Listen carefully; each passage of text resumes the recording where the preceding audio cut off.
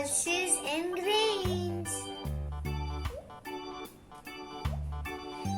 We need one chart paper, white paper and glue. And we also need grains and pulses. Let's start. We will draw a beautiful picture in the white paper. First we will stick this paper. Slowly we will apply glue on shape.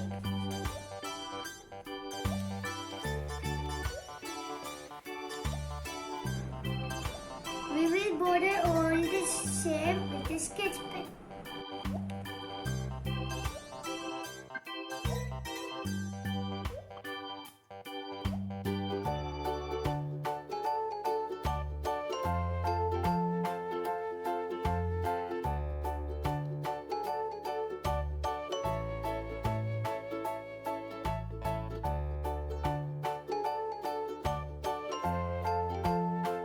See, I done it. So beautiful. Now I have a beautiful frame. I will put inside. I done it. I hope you like my video. Please like, share and subscribe my channel.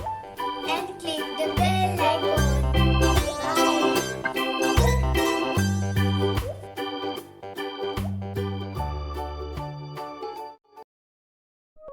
Bye.